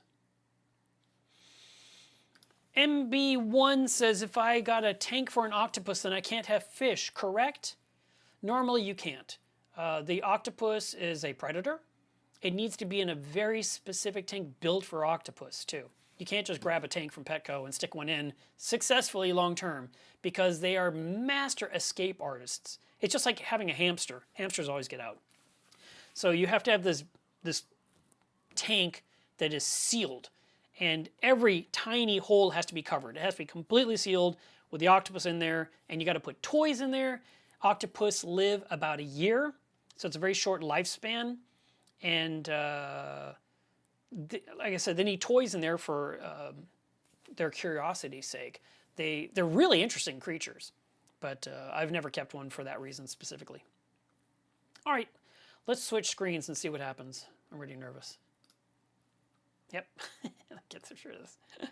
So, look at that. It looks terrible. Let me make a slight adjustment here. That looks a little better. It is time for the wrap-up of the show. To remind you to please test your water. I do this every single week. I tell you to test your water parameters and figure out how they're doing. So if you are measuring alkalinity, calcium and magnesium, potassium, phosphate, nitrate, temperature, salinity, if you're checking those things, you can avoid a lot of problems. And if you're not aware of these parameters, what happens is your tank starts to deteriorate. And the longer you neglect the tank, the more expensive it's going to be to fix the problems. So I really want to encourage you to stay on top of water testing. I can't urge it enough. If you are measuring things regularly, you will know what needs to be corrected, and you can start dosing it now. You can avoid pitfalls like dinoflagellates. You can avoid things like green hair algae everywhere. You can fix what's wrong because you know the water parameters. But if you just say, I don't test, or I don't need to test, then you're just kind of, it's hit or miss. And you could be lucky and things just work out. Or you could have all kinds of issues happening and you're going to get frustrated and want to quit. So instead, test your water parameters, take care of those water changes like you should, and find out what is going to keep your tank at its best peak level for optimum success. I recommend that to you highly. Also, if you're still here or at the end of the show, if you are not shopping at melovesreef.com, please do. It is how I make a living. I appreciate every single transaction that comes through my website, because it allows me to eat and feed my dog and feed my fish. So thank you for considering me as a source of information. You can thank me by buying things. That helps me stay in business. And I will see you guys again next week. Bye.